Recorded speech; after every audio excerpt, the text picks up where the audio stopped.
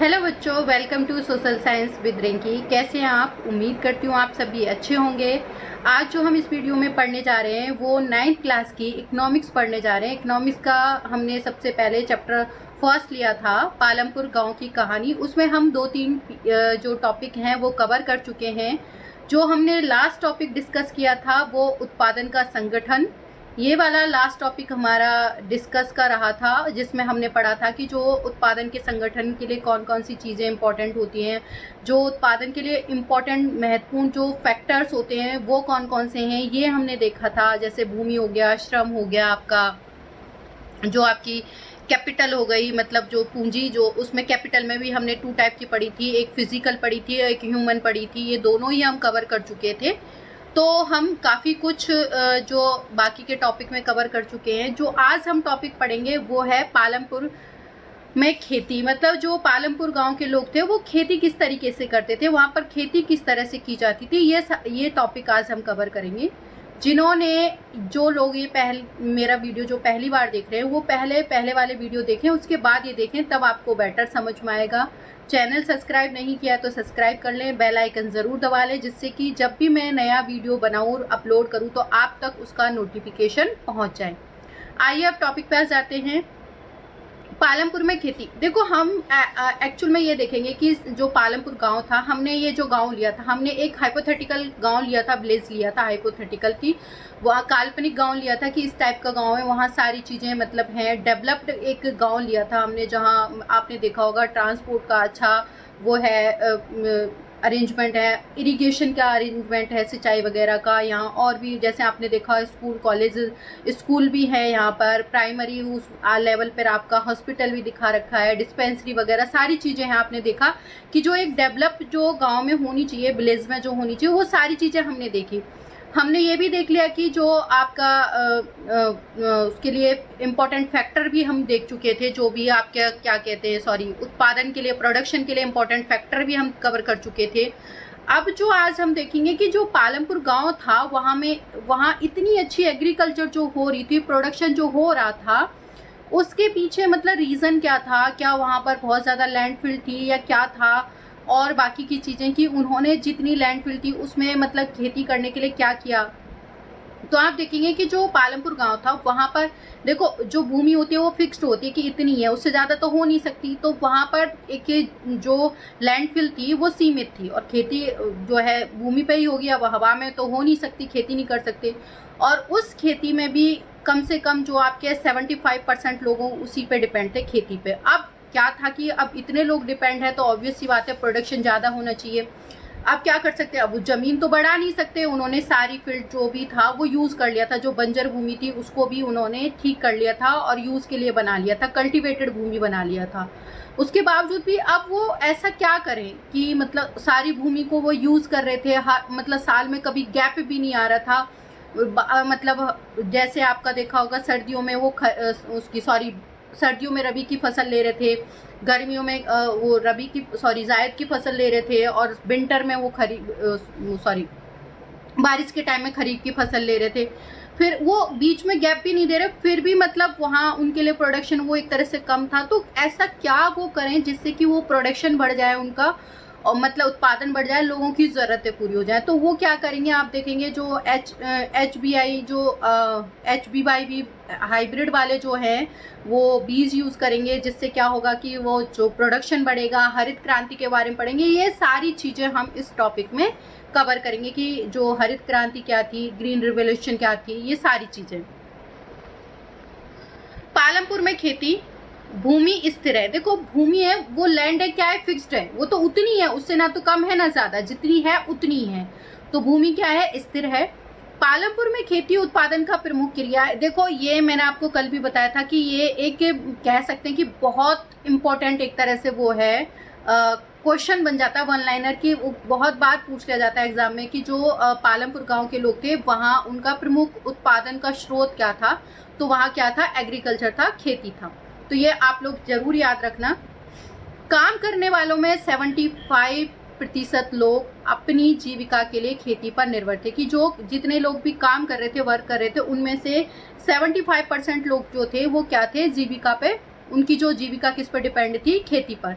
अच्छा, ये जीविका क्या होती है? जीविका क्या होती है बेटा? जो जीवन जीने के लिए जो भी हम काम करते हैं, वर्क करते हैं, वो हमारे लिए क्या है? एक जीविका है। क्यों? उससे हम जीवित रह रहे हैं, हमारे लिए खाने पीने की, ये सारी ज़रूरत की, हमारी जो कह सकते हैं ना मूलभूत आवश्यकताएं पूरी हो रही है, नीड पूरी हो रही है, इसीलिए वो क्या है? हमारे लिए एक जीविका है। तो उनके लिए क्या था? एग्रीकल्चर जीविका थी। वे किसान अथवा कृषि श्रमिक हो सकते हैं। जो खेती पर डिपेंड थे वो लोग क्या कौन हो सकते हैं? किसान भी हो सकते हैं, कृषि पर डिपेंड श्रमिक जो मजदूर हैं वो भी हो सकते हैं। और जो इन लोगों का जो हित था वो खेतों के उत्पादन से ही जुड़ा हुआ था। मतलब इनका जो कह सकते हैं बेनिफिट था वो किससे जुड़ा हुआ था? खेतों से जो उत्पादन होता था, प्रोडक्शन होता था, उसी से जुड़ा हुआ था। लेकिन याद रखिए, कृषि उत्पादन में एक मूलभूत कठिनाई है, लेकिन हमें ये याद रखने वाली बात है या ये इम्पॉर्टेंट चीज़ है कि जो हम खेती में प्रोडक्शन कर रहे हैं उसमें एक कठिनाई ये है कि जो हमारी लैंडफिल होती है वो क्या है? फिक्स्ड होती है, स्थिर होती है कि जितनी है उतनी होगी, आप उसको बढ़ा नहीं सकते। खेती में प्रयुक्त भूमि क्षेत्र वस्तुतः स्थिर होता है। इसका मीनिंग यही है कि जो हम खेती में भूमि जो यूज ले रहे हैं वो क्या है? फिक्स्ड है। पालमपुर में वर्ष 1960 से आज तक जुताई के अंतर्गत भूमि क्षेत्र में कोई विस्तार नहीं हुआ है। ये क्या कह रहा है? जुताई के अंतर क्षेत्र में मतलब कि जो एरिया उतना ही है, 1960 में जो था आज भी वही है, उसमें कोई चेंज नहीं हुआ। हालांकि वहाँ प्रोडक्शन बढ़ा, लेकिन ये जो लैंडफिल है 1960 में जितनी थी उतनी है, उसमें कोई बदलाव नहीं हुआ। तो इससे हमें क्या पता चल रहा है? इससे हमें पता चल रहा है कि जो लैंड है हमारी क्या है? फिक्स्ड है, स्थिर है, वो उतनी ही रहेगी। उस समय तक गांव की कुछ बंजर भूमि को कृषि योग्य भूमि में बदल दिया था। मतलब उसी टाइम जो बंजर भूमि जो थी उसको कृषि योग्य भूमि में बदल दिया। जो नई भूमि थी उसको भी खेती योग्य बनाकर कृषि उत्पादन में काम लेना शुरू कर दिया, यूज करना शुरू कर दिया था, और उत्पादन को और बढ़ाने की कोई गुंजाइश नहीं थी। मतलब उनके अकॉर्डिंग जो था, जो जितनी लैंडफिल थी वो उतनी थी, उससे ज़्यादा वो नहीं बढ़ा सकते थे और उत्पादन नहीं बढ़ा सकते थे। अब देखो, जो गांव में क्या होता है कि जो नापने की जो मेजरमेंट की होती है वो पैमाने हम कह सकते हैं, जो मेजरमेंट का जो पैमाना होता है, स्केल होता है, वो अलग अलग होता है। मतलब किसी जगह कुछ बोलते हैं, किसी जगह कुछ बोलते हैं, तो अलग तरीके से, जैसे गांव में कहीं पर उसको बीघा कहते हैं, कहीं पर गुंठा कहते हैं, कहीं पर कुछ और बोल देते हैं। हालांकि हम क्या है, ज़्यादा उस लेवल पर देखते हैं तो हेक्टेयर में देखते हैं, वही दे रखा है। भूमि मापने की मानक इकाई हेक्टेयर है, यद्यपि गांव में भूमि का माप बीघा, गुंठा आदि ऐसी क्षेत्रीय इकाइयों में भी किया जाता है। मतलब ये क्षेत्रीय लोकल इकाइयां, जैसे आपके आसपास आपने देखो गांव में बोलते होंगे बीघा में भी, छोटा कच्चा बीघा, पक्का बीघा, पता नहीं, लाइक दैट। जो गांव से बिलोंग करते हैं वो बहुत अच्छे से समझ रहे होंगे इस चीज़ को। एक हेक्टेयर 1000 मीटर की भुजा वाले वर्ग को, मतलब जो 1 हेक्टेयर 1000 मीटर वाला जो एरिया है उसको हम क्या कह रहे हैं? 1 हेक्टेयर कह रहे हैं। उस क्षेत्रफल के वो बराबर होता है। क्या आप 1 हेक्टेयर के मैदान की तुलना अपने स्कूल के मैदान से कर सकते हैं? मतलब उसका कंपैरिजन कर सकते हैं कि क्या आपका स्कूल का मैदान उतना बड़ा होगा, 1 हेक्टेयर के बराबर होगा? तो वो तो देखो सबका अपना अपना होगा, आप अपने हिसाब से सोच के देखिए कि क्या इतना होगा आपका। आ जाते टॉपिक पे। क्या उस भूमि से अधिक पैदावार करने का कोई तरीका है? अब हमने ये देख लिया कि लैंडफिल क्या है? फिक्स्ड है, वो तो उतनी है, उसको ना हम घटा सकते ना बढ़ा सकते। अब क्या करें ऐसा कि प्रोडक्शन बढ़ जाए? तो कुछ तो करना होगा ना, कि भूमि तो उतनी रहेगी लेकिन हमें तो लाना है प्रोडक्शन ज़्यादा, लोगों की ज़रूरत है उनको पूरा करना है, क्योंकि हमारी नीड है बहुत ज़्यादा। तो हम क्या करेंगे अब? तो सोचो ऐसा हम क्या करें जिससे कि हमारा प्रोडक्शन बढ़ जाए। फिर दिमाग लगाया, सोचा गया कि क्या किया जाए। तो आइए देखते हैं ऐसा क्या किया पालमपुर वालों ने। भाई वो भी इंटेलिजेंट थे, उन्होंने भी अपना दिमाग लगाया कि ऐसा क्या करें कि ज़मीन तो इतनी है लेकिन हम प्रोडक्शन ज़्यादा करेंगे। आइए देखते हैं। यहाँ जिस प्रकार की फसल पैदा की जाती है और जैसी सुविधाएं उपलब्ध हैं, उन्हें देखते हुए पालमपुर उत्तर प्रदेश के पश्चिमी भाग के गांव की तरह है। देखो, हमने तो जो पालमपुर लिया था वो हमने एक काल्पनिक गांव दिया, लेकिन जैसी सिचुएशन हम देख रहे हैं, जैसी सुविधाएं अवेलेबल हैं, फैसिलिटी अवेलेबल हैं, उसके अकॉर्डिंग जो पालमपुर है वो यूपी के पश्चिमी भाग के एक गांव की तरह है। मतलब उस जैसा लग रहा है, देख के लग रहा है। ठीक, ऐसा नहीं है कि उत्तर में जाके पालमपुर ढूंढने लग जाओ, आप यूपी में जाके पालमपुर गांव ढूंढने लग जाओ, नहीं मिलेगा भाई, काल्पनिक गांव है वो। पालमपुर में समस्त भूमि पर खेती की जाती है, कोई भूमि बेकार भूमि नहीं छोड़ी गई है, मतलब कोई भी बेकार मतलब कोई भी खाली नहीं छोड़ी है जमीन, सब पे खेती की जाती है, कोई बंजर भूमि है ही नहीं है। अभी हमने पढ़ा था ना कि जो 1960 के दशक तक क्या है, सारी भूमि यूज हो चुकी थी, जो बंजर भूमि थी उसको भी यूज के लिए यूज में ले लिया था उन्होंने, उसको कल्टीवेटेड भूमि बना ली थी, जो नई भूमि थी उसको भी यूज ले लिया, तो कोई तो छोड़ी नहीं जमीन, तो उन्होंने छोड़ी नहीं। उसके बाद क्या हुआ, जो ये देखो ये पूरा ही एक तरह से पैराग्राफ यहाँ से लेके और यहाँ तक ये इम्पोर्टेंट है। इसमें से आपके बहुत सारे मतलब क्वेश्चन बन सकते हैं, जैसे आप खरीफ की फसल कौन सी होती है, कब से कब उगाई जाती है, ये मतलब किस सीजन में होती है, रबी की फसल कौन सी होती है, जायद की फसल कौन सी होती है, और उसके एग्जाम्पल पूछ लिए जाते हैं, या आपको एग्जाम्पल दे दिए जाएंगे, आपको आइडेंटिफाई के लिए बोला जाएगा, पहचानने के लिए बोला जाएगा कि आप पहचानो कि ये कौन सी सीजन की क्रॉप है, मतलब किस टाइप की है, खरीफ है, रबी है या जायद है, तो इसको आप फोकसली सुनेंगे। ठीक है, आ जाते हैं बरसात के मौसम में। देखो जैसे अब जून का महीना चल रहा है, ठीक है, अब हमारा मानसून केरल एंट्री कर चुका है, तो वहां से आते अब हमारे यहाँ देखो बारिश जून के लास्ट एंड में यहाँ बारिश होना शुरू हो जाएगी, तो उसके बाद जो हम फसल बोएंगे ना वो होगी हमारी ज्वार बाजरा। ठीक है, वो फसल हम बो चुके होंगे, और उसके बाद जब हमारी जो विंटर शुरू होंगी उससे पहले हम क्या है बाजरे को काट लेंगे, उस विंटर के बाद हम क्या करेंगे गेहूं सरसों वगैरह ये बोएंगे। ठीक है, चना वगैरह विंटर में, फिर ये गर्मी आते आते हम इनको काट लेते हैं। तो जो हमने बारिश के मौसम में बोई थी वो फसल थी हमारी खरीफ, जो सर्दी के सीजन में हमने बोई थी वो थी हमारी रबी, और इस जो आपने देखा सर्दी के सीजन से लेके गर्मियों तक आते आते मतलब हम फसल काट चुके थे, लेकिन ये गर्मी से और बारिश का जो डिस्टेंस है ना 1 या 1.5 महीने का, मतलब 1-1.5-2 महीने का जो डिफरेंस है, 2 या 3 महीने का, उसमें हम कौन सी क्रॉप उगाएंगे, तो उसी बीच आपकी जायद की फसल आती है, जिसमें आप ककड़ी तरबूज वगैरह और आपके खीरा वगैरह ये सारी चीजें आ जाती है इसी बीच में, ये आपकी जायद की फसल आ जाती है इसी बीच। अब सोचो वो ये तीनों फसल ले रहे थे आपके, और फिर भी मतलब वो प्रोडक्शन कैसे बढ़ाए, क्योंकि वो तो गैप ही नहीं दे रहे, जमीन में जगह ही नहीं छोड़ रहे, मतलब उसको लैंड फिल उसको खाली नहीं छोड़ रहे वो लोग। आइए देखते हैं बरसात के मौसम में किसान ज्वार और बाजरा उगाते हैं, इन पौधों को पशुओं के चारे के लिए प्रयोग में, और देखो जो वो ज्वार बाजरा उगा रहे हैं उसमें जो उसका जो डंठल बचता है उसको चारे के उपयोग में भी लेते हैं वो। इसके बाद अक्टूबर और दिसंबर में जो बीज जो होता है आलू की खेती कर ली जाती है। सर्दी के मौसम में रबी में खेतों में जो गेहूं उगाया जाता है, सर्दी के मौसम में कौन सी रबी की फसल होती है उसमें क्या है गेहूं उगाया जाता है। उत्पादित गेहूं में से परिवार के खाने के लिए रखकर शेष गेहूं किसी किसान रायगंज की मंडी में बेच देते हैं। देखो जो उन्होंने प्रोडक्शन किया था अनाज का गेहूं का, उसमें से जितना उनको नीड है, जितना वो खाते हैं उतना तो उन्होंने अपने लिए रख लिया, और बाकी का जो साथ का गांव है वहाँ किसान रायगंज की मंडी में जाकर के क्या कराता है बेच आता है, जो भी आपका सरप्लस अनाज होता है या जो शेष बचता है वो। भूमि के एक भाग में गन्ने की खेती की जाती है, और अब आप देखोगे कि जो आपका ये क्या कह सकते हैं गन्ना जो है आपका शुगर केन जो है वो मतलब ऐसा नहीं है कि आपने अभी जैसे गेहूं को बोया सर्दियों में गर्मियों में काट लिया, ऐसा पॉसिबल नहीं है, उसको पूरा साल चाहिए मतलब। तो एक हिस्सा जो होता है जमीन का उसमें तो गन्ना ही बो दिया जाता है, तो अब वो तो फिक्स हो गई, अब उसमें तो कोई दूसरी क्रॉप उग नहीं सकती, 3 क्रॉप आप ले ही नहीं सकते, उसमें एक ही क्रॉप ले सकते हो, और वो भी क्या ले सकते हो आप गन्ना ले सकते हो, तो वो तो फिक्स हो गई। तो एक हिस्से में तो यही बो दी उन्होंने, जिसकी बो दी जाती थी, जिसकी वर्ष में एक बार कटाई होती थी, मतलब साल में एक बार कटता था। गन्ना अपने कच्चे रूप में या गुड़ के रूप में साहेबपुरा के व्यापारियों को बेच दिया जाता था। जो गन्ना होता था या तो कच्चा ही मतलब सीधा खेतों से ही गन्ना साहेबपुरा के व्यापारियों को बेच देते थे, या फिर उसको गुड़ बनाकर जैगरी बना करके क्या करते थे बेच देते थे ये उनको, किनको व्यापारियों को। पालमपुर में एक वर्ष में किसान 3 अलग अलग फसलें इसलिए पैदा कर पाते हैं क्योंकि वहां सिंचाई की सुविकसित व्यवस्था है। अब आप देखो यहाँ पालमपुर में क्या हो रहा है, जो किसान है वो एक साथ में 3 क्रॉप ले रहा है, ठीक है, एक साल में। लेकिन क्या सब जगह ऐसा पॉसिबल है? बिल्कुल नहीं है सब जगह पॉसिबल।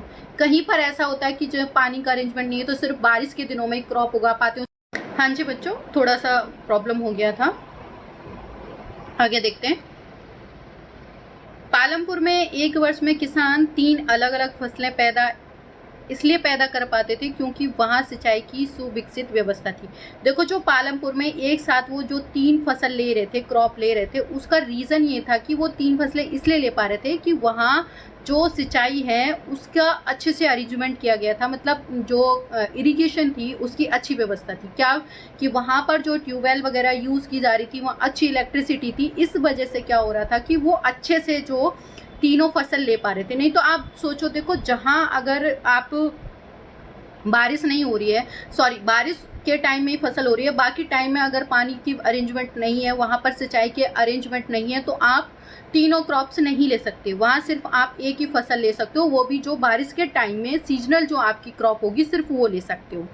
तो यहाँ पर क्या था, पालमपुर गांव में क्या था कि अच्छे से जो इरिगेशन की अरेंजमेंट थे, इस वजह से वो तीनों क्रॉप ले पा रहे थे साल में, मतलब तीनों फसलें ले पा रहे थे। पालमपुर में बिजली जल्दी ही आ गई थी। मतलब जो पालमपुर था वहां पर इलेक्ट्रिसिटी जो है उसका जल्दी अरेंजमेंट हो गया था। उसका मुख्य प्रभाव यह पड़ा कि सिंचाई की पद्धति ही बदल गई। देखो, उसका जो इलेक्ट्रिसिटी आने की वजह से या बिजली की आने की वजह से, पता है सबसे ज़्यादा इम्पॉर्टेंट जो इम्पैक्ट पड़ा था वो किस पे पड़ा था? आपके सिंचाई पद्धति पे, इरिगेशन पे पड़ा था सबसे ज़्यादा। रीज़न क्या था? क्योंकि इससे क्या हुआ, जो वहाँ पर सिंचाई करने का जो पद्धति है वो ही बदल गई थी। लोगों ने, मतलब अब आप सोचो, अगर पहले अगर लाइट नहीं होती और आपको जैसे कुओं से अगर पानी निकाल रहे हो आप, तो कितना मुश्किल हो जाता निकालना। तो वही है, यहाँ पर आपके नलकूपों की अरेंजमेंट हो गई तो वो सिंचाई की पद्धति बदल गई। तब तक किसान कुएं से रहटक द्वारा पानी निकालकर छोटे छोटे खेतों की सिंचाई किया करते थे। देखो, जो आपके ना जो लोग गांव से बिलोंग करते हैं ना, तो वो अपने घर वालों से, दादा परदादा से पूछना ये रहटक क्या होते हैं। एक्चुअल में पहले जब ये इलेक्ट्रिसिटी नहीं चली थी, मतलब बिजली वगैरह का अरेंजमेंट नहीं था, जब ये नलकूप नहीं आए थे, तब क्या होता था, जो सिंचाई कैसे की जाती थी, जो कुएं होते थे, तो कुएं से, जैसे आपने बच्चों जैसे किसी शादी वादी में गए होंगे तो आपने बहुत बड़े बड़े ड्रम टाइप के नहीं देखे जिनमें पानी वगैरह भरा रहता है, कुछ इस टाइप का, या कहीं और भी आपने ड्रम वगैरह देखे हो, जैसे ऑयल के भी ड्रम देखे होंगे। उस टाइप का एक वो होता था, ड्रम टाइप का रहटक जो होता था, उसको बांध के रस्सियों से और कुएं में मतलब डाला जाता था, और फिर उससे बैल वगैरह से उनको खींचा जाता था, और फिर उससे क्या है, खेत की सिंचाई की जाती थी। तो जो छोटा खेत होता था जिसमें खाने लेके पैदा हो जाए, उतना कर पाते थे। क्योंकि आप सोचो, इतना खींचना, फिर वो बैल को खिंचवाना रोज, और फिर पानी डालना, कितना डिफिकल्ट होता था। आज के टाइम में आपको करना क्या करना, सिर्फ एक बटन ही तो क्लिक करना है, बटन क्लिक करो और आपको पानी मिल जाएगा, अवेलेबल हो जाएगा। ये हमारी क्या है, हमारा जो हम कह सकते हैं, जो हमने आज के टाइम में जो जिस तरह से हमने ये चीज़ें जो विकसित कर ली हैं, उस वजह से हम क्या कर पा रहे हैं, ये सारी चीज़ें कर पा रहे हैं। तो यहाँ लाइट आ गई, उस वजह से ये सारे अरेंजमेंट हो गए। तो यहाँ क्या है, अब सिंचाई करना आसान रह गया। पहले की तरह नहीं है कि रहटक जो खींचो और फिर उसके बाद क्या है आप सिंचाई करो। लोगों ने देखा कि बिजली से चलने वाले नलकूपों से ज़्यादा प्रभावी ढंग से अधिक क्षेत्र क्या कर पा रहे हैं, आप अधिक क्षेत्र की सिंचाई कर पा रहे हैं। कि मतलब जो आप पहले रहटकों से जो सिंचाई करते थे, उससे ज़्यादा आप जो नलकूपों से जो पानी आ रहा है उससे ज़्यादा सिंचाई कर पा रहे हो। प्रारंभ में कुछ नलकूप सरकार द्वारा लगाए गए थे। शुरुआत में तो जो कुछ नलकूप है कि भाई इसको कहते हैं ना कि वो करने के लिए एक तरह से फेमस करना कह सकते हैं, या फिर लोगों को इंट्रोड्यूस कराने के चक्कर में, मतलब इस तरह से। तो शुरुआत में तो कुछ गवर्नमेंट ने नलकूप लगाए, लेकिन जल्दी किसानों के अपने पर्सनल नलकूप होना शुरू हो गए थे। जल्दी किसानों ने अपनी निजी नलकूप लगवाना प्रारंभ कर दिया। देखो, शुरुआत में तो लोगों को ये एक्सपेंसिव लगा, लेकिन बाद में क्या हुआ कि जो खुद किसान जो हैं अपने खुद के निजी, मतलब खुद के नलकूप लगाना प्रारंभ कर लिया था उन्होंने। अब इसका परिणाम क्या हुआ, इसके परिणाम स्वरूप 1970 के दशक के मध्य तक 200 हेक्टेयर के पूरे जुते हुए क्षेत्र की क्या है, सिंचाई होने लगी। अब पूरे हेक्टेयर जो जुता हुआ जहां पर खेती की जाती थी, वो पूरा क्षेत्र क्या है, सिंचित होने लगा था। अब क्यों? क्योंकि अब इंडिविजुअल भी क्या हो रहे थे, उनके नलकूप लग रहे थे। बोरवेल वगैरह लग रहे थे। भारत में सभी गांव में ऐसी उच्च स्तर की सिंचाई व्यवस्था नहीं है। देखो जो हम बात कर रहे हैं पालमपुर गांव की, ऐसे अरेंजमेंट हर गांव में नहीं है। हाँ, बहुत काफ़ी जगह हैं, लेकिन बहुत जगह ऐसा अरेंजमेंट नहीं है। नदी मैदानों के अतिरिक्त हमारे देश में तटीय क्षेत्रों में अच्छी सिंचाई होती है। जहाँ नदी मैदान होते हैं वहाँ तो ऑब्वियसली वाली है, नदी का पानी नहरों के थ्रू इस तरह से हम ला सकते हैं। लेकिन जहाँ तटीय इलाके वहाँ पे भी सिंचाई का अच्छा अरेंजमेंट है। इसके अतिरिक्त जो पहाड़ी क्षेत्र हैं, जैसे दक्षिण के पठार में भी सिंचाई कम होती है। देश में आज भी कुल कृषि क्षेत्र के 40% से भी कम क्षेत्रों में सिंचाई होती है, कि हम जो खेती कर रहे हैं उसके 40% कम एरिया में क्या हो रही है, सिंचाई हो रही है। शेष क्षेत्रों में खेती मुख्यतः किस पर डिपेंड होती है, वर्षा पर डिपेंड करती है, कि जब बारिश होगी तभी खेती होगी।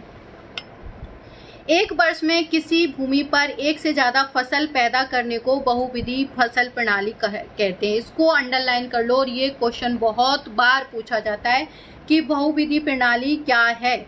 तो जब हम एक साल में क्या करते हैं, किसी भूमि पर एक से ज़्यादा जो फसल पैदा करते हैं उसको हम क्या कहते हैं, बहुविधि फसल प्रणाली। यह भूमि के किसी एक टुकड़े में उपज बढ़ाने को सबसे सामान्य प्रणाली, मतलब ये उपज बढ़ाने की सबसे एक नॉर्मल सी प्रणाली कि हम एक से ज़्यादा उपज ले लें, हर सीजनल अलग अलग फसल बोएं। पालमपुर में सभी किसान कम से कम 2 मुख्य फसलें पैदा करता है। मतलब जो कम से कम पालमपुर में 2 फसलें तो हो ही रही थी, तीसरी जो जिसके पास सिंचाई के अच्छे अरेंजमेंट है वो तीसरी फसल भी ले रहा था, लेकिन कम से कम 2 फसल तो वो लोग ले ही रहे थे। कई किसान पिछले 15-20 वर्षों से तीसरी फसल के रूप में आलू पैदा कर रहे थे। जो किसान हैं वो तीसरी फसल के रूप में क्या उगा रहे थे, आलू उगा रहे थे। या आपको यहाँ पिक्चर भी दिखा रखी है, देख सकते हैं आप, गेहूं की दिखा रखी है, बाजरे की दिखा रखी है, गन्ने की दिखा रखी है और आलू की दिखा रखी है। ये आपके कुछ क्वेश्चन हैं, इनको देख लेना, ये इनमें से ही बने हैं, मतलब आपके।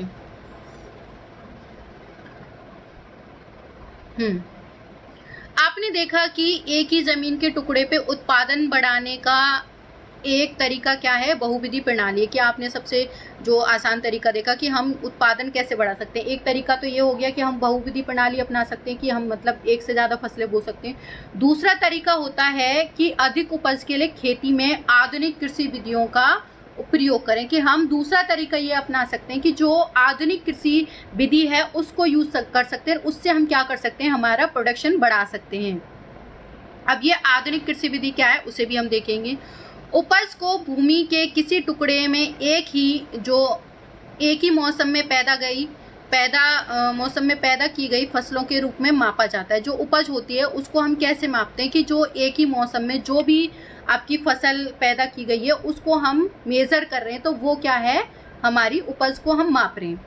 1960 के दशक के मध्य तक खेती में पारंपरिक बीजों का प्रयोग की जा रहा था। जो हमने देखा 1960 तक क्या है, हम जो जैसे हमारा ट्रेडिशनल जो हम चल रहे थे, बीजों का यूज़ कर रहे थे। मतलब जो हम बीज बोते थे, फिर उन्हीं बीजों को थोड़ा सा, मतलब जो खाने के लिए अनाज में भी यूज़ कर रहे थे उनमें से थोड़ा सा हम बीज के लिए बचा लेते थे, और इसी तरह से हमारी खेती चल रही थी। जिनकी अपेक्षाकृत कम थी, मतलब उससे क्या हो रहा है, प्रोडक्शन कम हो रहा था, उपज कम आ रही थी। पारंपरिक बीजों को कम सिंचाई की आवश्यकता होती थी, कि जो हम शुरुआत में जो आप ट्रेडिशनल जो बीज यूज़ कर रहे थे उसमें जो सिंचाई है वो कम ज़रूरत थी, मतलब ज़्यादा सिंचाई की, इरिगेशन की ज़रूरत नहीं पड़ रही थी। किसान उर्वरकों के रूप में गाय के गोबर, और उस टाइम जो आप जो देख रहे हो कंपोस्ट के जगह क्या यूज़ कर रहा था, जो गाय का गोबर या इस तरह की जो खाद है वो यूज़ कर रहा था। दूसरी प्राकृतिक खाद का प्रयोग करते थे, नेचुरल जो खाद होती थी, नेचुरल कंपोस्ट थी, वो यूज़ कर रहे थे। यह सब किसानों के पास तत्काल उपलब्ध थी। ये सारी चीज़ें इमीडिएटली उनके पास थी, मतलब सब कुछ थी, उन्हें कोई अलग से अरेंजमेंट तो करना नहीं पड़ा। जैसे गाय भैंस वो पाल रहे थे तो उनका गोबर उन्हें इजीली अवेलेबल हो पा रहा था, तो वो खाद के रूप में यूज़ कर रहे थे। जो फसल पैदा कर रहे थे उससे गाय भैंसों को चारा मिल रहा था, उनको अलग से कुछ पालने के लिए कुछ अलग से अरेंजमेंट नहीं करने पड़ रहे थे। तो ये चीज़ें नॉर्मली उनके पास थी। सिंचाई के अरेंजमेंट जितना पानी था उससे हो रहा था। अब बीज उनके पास बच ही रहा था जो वो पैदा कर रहे थे, मतलब कुछ अलग से उनको ऐसा कुछ अलग करना नहीं पड़ रहा था, उन्हें खरीदना कुछ नहीं पड़ रहा था। लेकिन 1960 में क्या हुआ कि 1960 के दशक में हरित क्रांति आई थी। अब एक बार ये हरित क्रांति समझ लो। हरित क्रांति क्या थी, एक्चुअल में हरित क्रांति जो थी उसमें आपका जो चावल और गेहूं पे बहुत ज़्यादा फोकस किया था, उसके प्रोडक्शन पे, कि प्रोडक्शन बनाना है, मतलब बढ़ाना है। तो उन्होंने क्या किया, ऐसे जो H/B जो होते हैं, H/V, तो आपके ऐसे इनके बीज यूज़ किए थे।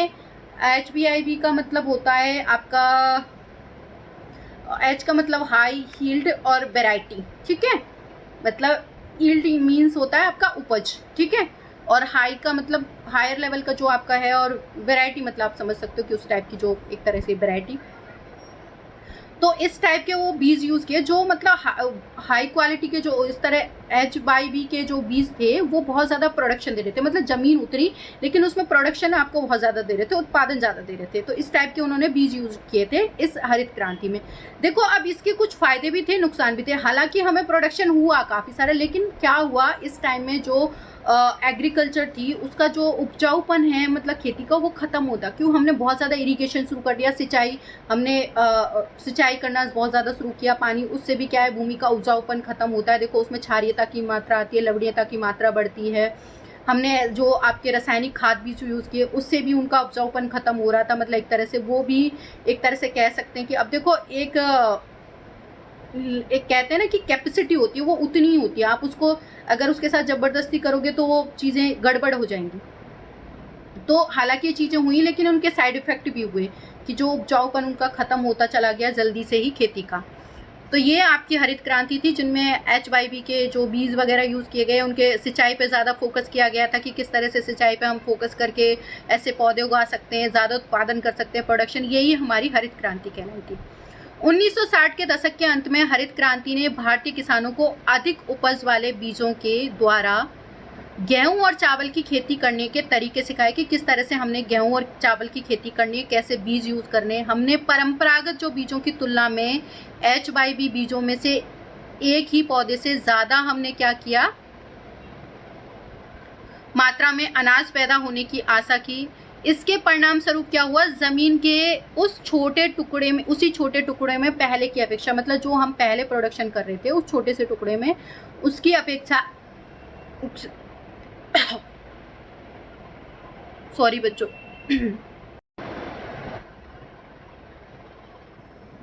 इसके परिणाम स्वरूप जमीन के उसी टुकड़े में पहले की अपेक्षा कहीं अधिक अनाज की जो मात्रा पैदा होने लगी थी। इसके परिणाम स्वरूप जमीन के उसी टुकड़े में पहले की अपेक्षा कहीं अधिक अनाज की मात्रा पैदा होने लगी। यद्यपि जो अति उपज प्रजाति वाले बीजों में अधिकतम उपज पाने के लिए बहुत ज़्यादा पानी, हालांकि जो उसमें बहुत ज़्यादा प्रोडक्शन हो रहा था, हालांकि उसमें हमें बहुत ज़्यादा मतलब पानी की ज़रूरत पड़ रही थी, अधिक ऐसे रासायनिक बीजों की, मतलब रासायनिक खादों की ज़रूरत पड़ रही थी, कीटनाशकों की ज़रूरत पड़ रही थी। अधिक उपज केवल अति उपज प्रजाति वाले बीज, सिंचाई, रासायनिक उर्वरक और कीटनाशक आदि के संयोजन से ही संभव था। मतलब ये सारी चीज़ें तभी पॉसिबल थी जब अच्छे से जो खाद बीज मिले, उनको अच्छे से सिंचाई का अरेंजमेंट हो, तभी ये चीज़ें पॉसिबल है। बेटा ये जो टॉपिक है बहुत ज़्यादा लेंथी हो जाएगा, इस बाकी को हम नेक्स्ट टॉपिक में कवर करते हैं। Thank you so much video देखने के